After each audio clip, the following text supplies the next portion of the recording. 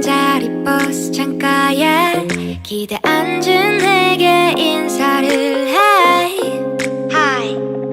역시 넌 받아주지를 않네. 인기 많고 잘. 그 한미일 관계는 이게 어떤 수준에서 누구의 시각에서 보느냐의 문제인데, 박근혜 정부 외교 조금 더 크게 보면 이명박 정부서부터 한국 보수가 외교 정책을 국내 정치 쟁점화 시켜버렸기 때문에, 이명박 때는 일본하고 군사정보 그 보호 협정을 맺으려고 추진하다가 그게 드러나면서 여론의 반대가 있으니까 갑자기 독도를 방문했잖아요, 이명박 대통령이. 그때부터 한일 관계가 급격하게 악화된 거예요. 그래서 사실은, 그리고 또 그 한일 관계의 협력의 조건으로 과거사 청산 위안부 문제에 대한 그 해결을 박근혜 정부가 내걸었던 거죠. 그래서 계속 한일 간의 협상이나 모든 거를 올스톱 시켜버린 상태였거든요. 그러니까 미국이 압력을 가한 거죠. 그래서 미국이 2014년 말 2015년 초에 아주 공개적으로 뭐 민족주의를 통해서 값싼 박수를 받으려고 한다. 이게 이제 넘버 2, 넘버 3 정도 되는 셔먼이라는 차관이 얘기를 한 거거든요. 미국 국무부에서. 그래서 뭐 한국에 대한 거의 직접적인 비판이었어요. 그래서 빨리 해결해라. 니네 한국하고 일본하고 싸우지 말고 빨리 해결해 버려라. 그래서 위안부 문제에 대한 타결을 본 거잖아요. 그러니까 결국은 처음부터 잘못된 거예요. 그러니까 위안부 문제에 대한 타결을 국장급 수준에서 봐버린 건데, 내용도 문제지만, 근데 지금도 한국 외교부가 계속 소녀상 철거라고 지자체에다 요구하고 있는 상황이죠. 그래서 한미일의 협력인데, 한미일이 누구냐, 정부 차원에서 한 약속을 지켜야 된다는 입장에서 보면 소녀상을 철거해야 되는 거고, 외교부 입장처럼. 그런데 위안부 문제가 됐든 역사 문제가 됐든 민간 차원에서 정말 진정한 화해와 사과가 있어야 되는 문제를 정부가 나서서 해결할 수 있는 문제냐, 처음부터. 그리고 만약에 정부가 나서서 해결해야 된다 그러면 아베 입장에서는, 일본 입장에서는 뭐냐면, 이미 1965년에 한일 국교 정상화 할 때 박근혜 네 아버지한테 다 줬다. 뭘 또 따지냐 이런 거거든요, 일본은. 조약으로 그때 청구권 다 해결한 문제인데 왜 또 따지냐는 거예요. 그래서 한국 사람들 이상한 사람이라는 거예요. 정부가 몇십 년 전에 이미 더 이상 따지지 않기로 하고 돈 다 가져가 놓고 그걸 왜 다시 배상하고 말도 안 되는 소리 하고 있다는 게 일본 입장이에요. 근데 일본 입장이 전혀 근거가 없는 건 또 아니에요. 일본 입장에서 보면. 그런데 이 문제가 왜 이렇게 벌어졌냐면, 개인 간의 청구권은 한국에서 민주화가 되고 새로운 판례가 생긴 거거든요. 이 문제는 역사가 굉장히 오래되고 중간에 양쪽이 다 서운해할 만한 요소들이 많이 있어요. 그리고 우리 입장에서는 이게 또 페미니즘 입장이 되면 또 얘기가 달라지고, 그런데 동원이 잘 되는 이슈거든요. 그러니까 민족 감정과 페미니즘과 그게 맞물리는 요소이기 때문에 폭발력이 굉장히 크고, 시민사회에서 폭발력이 굉장히 커요. 그러니까 반일은 거의 그 전국민적인 감정이고, 거기다가 반일 플러스 페미니즘이 되면 이거는 이제 성노예 문제가 되니까, 그래서 이거는 국경의 문제도 아니고 남자 여자의 문제고, 그러니까 아주 페미니즘 입장이 또 잘 들어가는 거거든요. 그리고 그런 입장에서는 정부 간에 그거를 말도 안 되는 식으로 처리한다는 건 처음부터 받아들일 수도 없고 앞으로도 못 받아들이는 거죠. 그러니까 마음대로 대리를 해서, 그러니까 합의를 일단은 문제 성격 자체가 그거를 정부가 대리할 수 있는 문제인지, 그것도 외교부 장관 수준도 아니고 외교부 국장급에서 그냥 얘기하고 끝낸 거거든요. 그리고 우리는 여기에 그 할머니들한테 가서 뭐 제대로 뭐 아무것도 안 한 상태에서 일본하고 미국의 압력에 의해서 빨리 처리하고 말 들어라 하고 있는 상황이에요. 정부, 한국의 시민사회나 한국의 시민사회 입장에서는 절대 받을 수 없는 거고. 정부 차원하고 민간 차원의 괴리가 있어서 예. 이 측면에서 볼 수 있고 저 측면에서 볼 수도 있는데, 일단은 문제는 졸속적으로 최근에 있었던 한일 관계의 문제들을 다뤄왔다는 게 그렇죠. 절차상의 잘못이 있는 거고 네. 내용도 굉장히 어려워요. 그러면 지금 현재 박근혜, 최순실 게이트가 터지면서 조기 대선이 가시화되고 있는 상황이기도 하고 교수님이 예전에 쓰신 글에서 봤는데 촛불 민심이 결국에는 변수가 될 수도 있다 이렇게 말씀을 하셨는데요. 차기 정부가 들어선다 했을 때 외교라는 것이 국가 간의 합의라는 차원에서 보면은 이 문제가 계속해서 같은 양상으로 진행될 수도 있겠네요. 어떤 그러니까 중립적으로 분석을 하면 네. 그러니까 한국이 민주화된 다음에 외교 정책을 어떻게 해야 되느냐에 따라서 그 문제에 대해서 보수와 진보가 대단히 그 보수와 진보가 민주화라는 거를 민주적인 통제, 외교 안보 정책에 대한 민주적인 통제를 다른 분야에서 다른 방식으로 적용시켜 왔어요. 그래서 그냥 중립적으로만 보면 이게 보수 정권이 들어서든 진보 정권이 들어서든 지난 한 10여 년간을 되돌아서 반성해 보면 과제예요. 한국 외교의 엄청난 과제예요. 그러니까 보수에서 하는 얘기는 뭐냐면 진보 니네가 소고기 광우병 걸린다고 그러고 한미 FTA 되면 한국 망할 것처럼 얘기하지 않느냐. 이 무식하고 그 뭐라 그러나 뭐 그냥 막 속된 말로 하면 좌빨에다가 나쁜 놈들이 다 해가지고 오중들이 나와서 광우병 걸렸어? 니네 안 걸렸잖아. 그래서 한미 FTA 때문에 뭐 한국 망해서 안 망했잖아. 이렇게 얘기하는 거죠. 그리고 그거를 그 다음에 뭐 사드도 마찬가지고 절차상 한미동맹 중요해. 그리고 이분들이 하는 얘기는 뭐 이런 데까지 가는 거죠.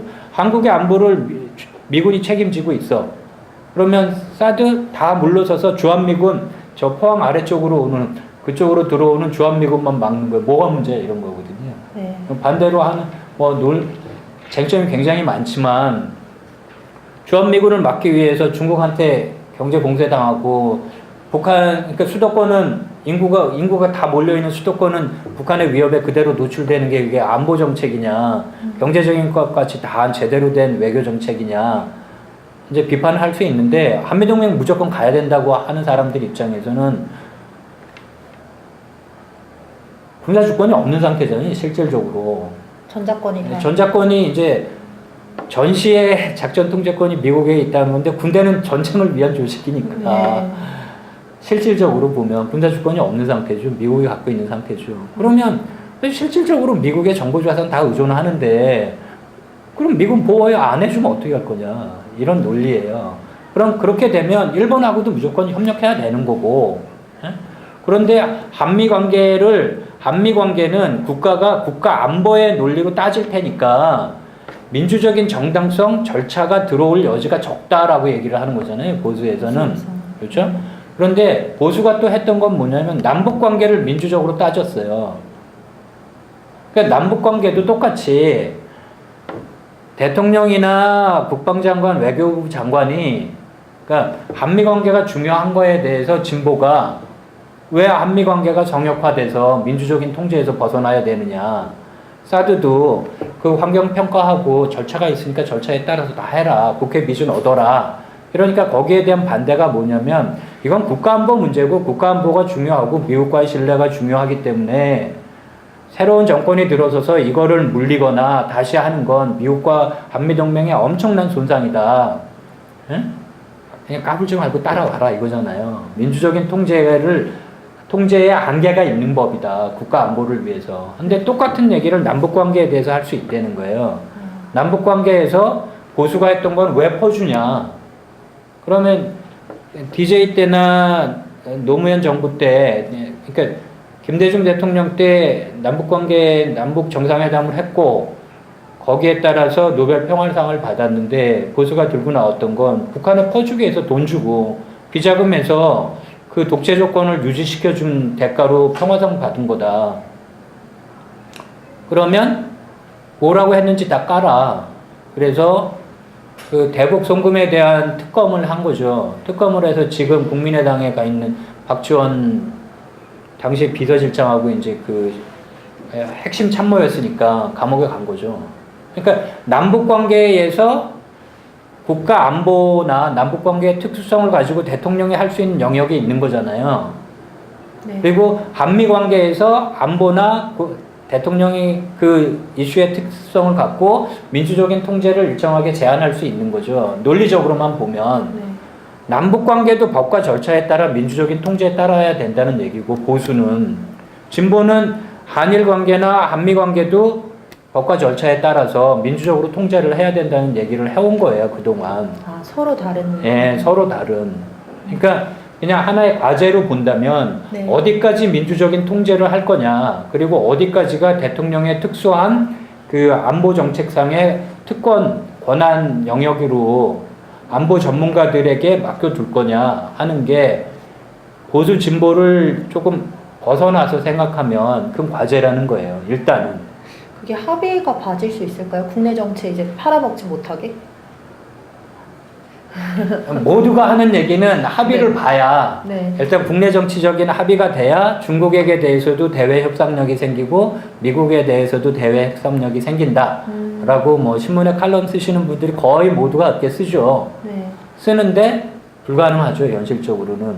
이미 이 외교안보 이슈가 철저하게 국내 정치 쟁점화되어 있는 상황이기 때문에, 뭐 남북 관계는 특히 그렇고 미국과의 관계도 그렇고. 네, 저 개인적인 생각인데 이런 국내 정치 쟁점화돼 있는 이런 상황이 대한민국이 가지고 있는 특성에 의해서 우리나라에만 있는 그런 좀 특징인가요?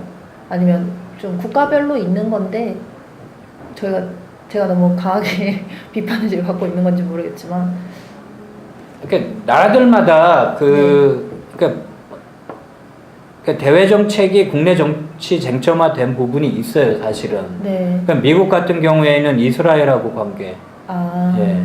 그러니까 이스라엘을 전폭적으로 지지해야 된다는 쪽이 이제 공화당 쪽이니까.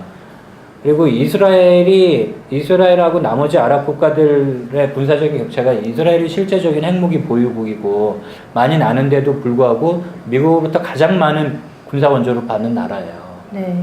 그러니까 미국이 중동을 다스리는, 그러니까 그 거점 중에 하나인 거죠. 항상 이스라엘을 하나의 축으로 하고, 또 하나의 축은 사우디를 하고, 네. 또 하나의 축은 이란이나 이라크 중에 하나를 하고, 이런 식으로 이제 했던 거거든요.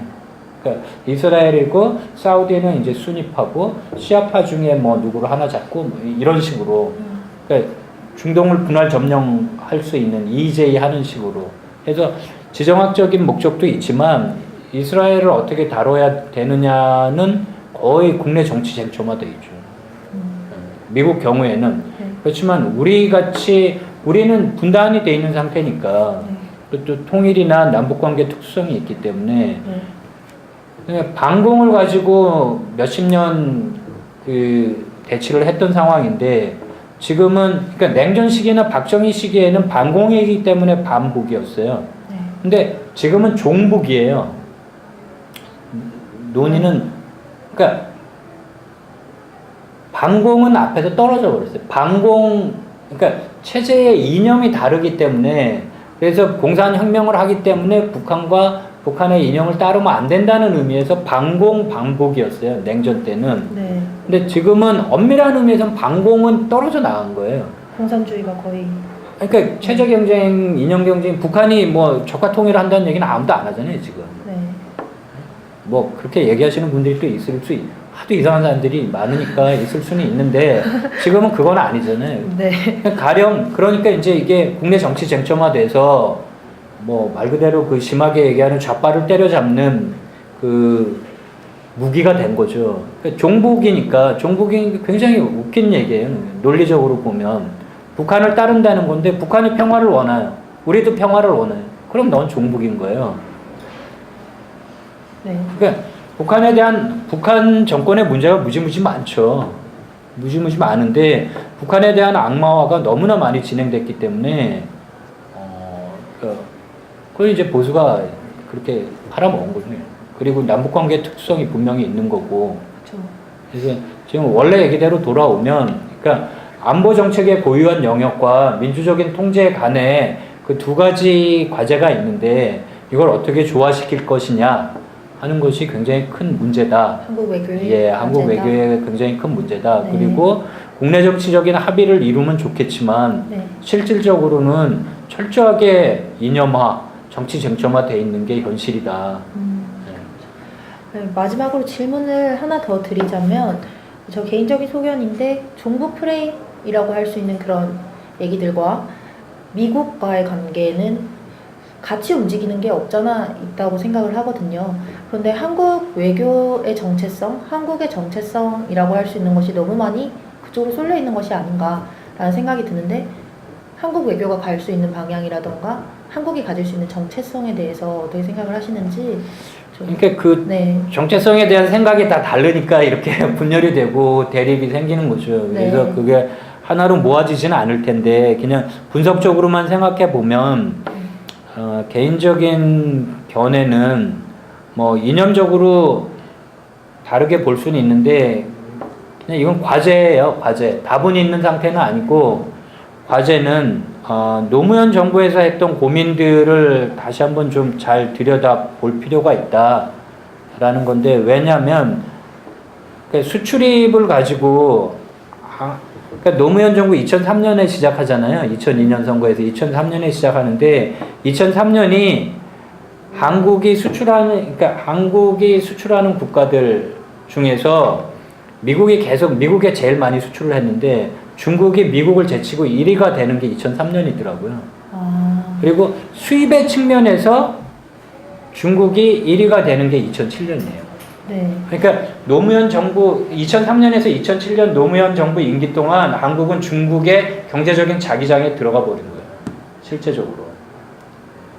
대중국 경제 의존도가 많이 네. 높아졌어요. 그리고 지금은 네. 뭐 그 트럼프가 한미 FTA 재협상한다고 그러고 한국에 대해서 이제 무역 적자 줄여라 하기 때문에 그 미국 물건 많이 사주고 보잉도 사주고 뭐 다 사주자 잘 보이자 이런 얘기들이 있잖아요. 그런데 지금은 한국이 중국에 25%를 수출하고 네. 한국의 수출 시장에서 중국이 차지하는 게 25%고 미국이 13%예요.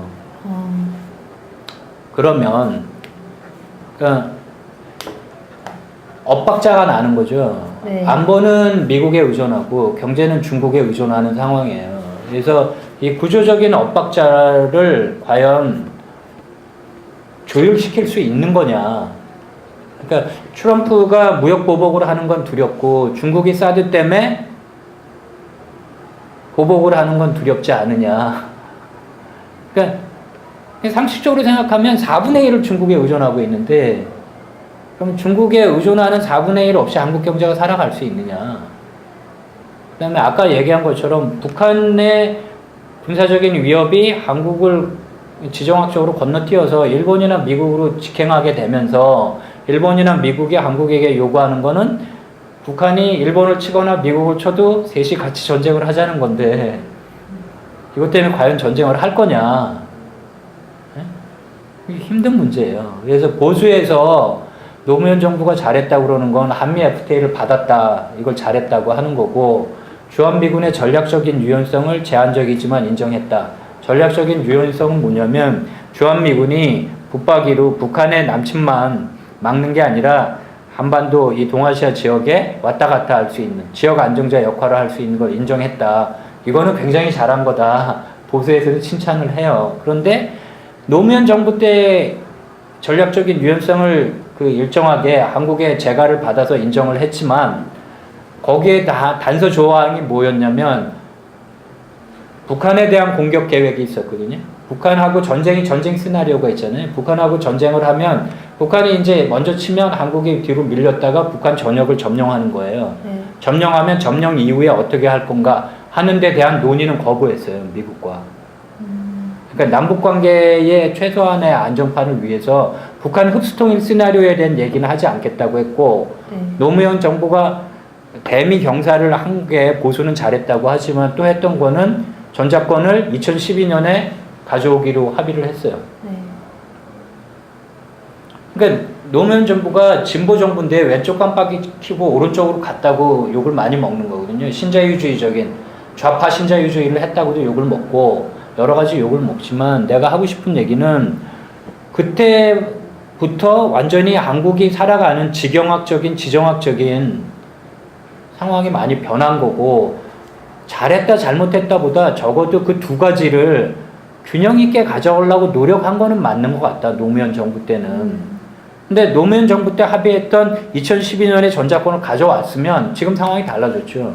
그 다음에 2012년에 가져오기로 했다가 2015년으로 미뤘다가 지금 무기한 연기를 한 거예요. 그러니까 주한미군의 역할은 전략적 유연성이나 한미동맹이 지역 안정자나 이라크에도 파병을 하고 여러 가지, 그러니까 보수에서 이걸 잘했다고 하는 건데, 내 얘기는 그랬지만 노무현 정부는 전자권을 갖고 오고 자주국방을 한다는 걸로 투출핵으로 갔었다는 거예요. 네. 근데 지금은 한 출핵은 완전히 무너진 거죠. 네. 그래서 균형 외교가 답인지 아닌지는 잘 모르겠어요. 답인지 아닌지는 잘 모르겠지만 한미동맹으로 해결할 수 없는 문제가 너무나 많이 생긴 건 분명한 것 같고, 네. 그 다음에 트럼프 같은 경우에는 동맹이라고 경제적으로 안 봐주는 거잖아요. 동맹은 동맹이고 동맹의 비용과 책임은 더 많이 내라고 하는 거고, 경제는 또 새로 따지자는 거잖아요. 네. 그래서 지금까지의 관성적인 사고방식으로 더 이상 한국의 생존이 유지되지 않는 상황에 온 게 아닌가. 그 관성적인 성격이라는 게 한미동맹이. 그러니까 한미동맹 올인을 가지고는, 네. 그러니까 한미동맹이 자산의 측면이 분명히 있죠. 분명히 있지만 한미동맹만 가지고 한국이 살아갈 수는 없는 상황이에요. 경제적으로도 그렇고. 그리고 뭐 수출입만 갖고 보면 4분의 1을 중국에다 수출하고, 그 다음에 수입이 중국에서 한 20%인데 미국은 10% 되더라고요. 그리고 나라로 보면 미국은 EU, 일본 다음이에요. 그래서 지금 미국하고 한국의 경제적인 상호 의존보다 한국하고 중국의 경제적인 상호 의존이 훨씬 커요. 또 실질적으로 중국은 무역 보복을 하는 국가라고 그런 역사를 가지고. 무역 보복은 뭐 지금 트럼프도 하겠다 그런 거니까. 네, 트럼프도 하겠다 그러니까 내 얘기는 뭐냐면 그냥 간단하게 안보는 미국하고만 하고 경제는 중국만 하고 할 수 없는 지금 상황에 도달한 거고, 이거를 요행으로 중국 보고 보복하지 마라, 오해다 라고 얘기한다고 해결될 문제가 아니라는 거예요. 그렇죠. 북한의 위협 자체도 성격이 바뀌었고, 그래서 굉장히 어려운 처지에 놓여 있는 거예요. If you like me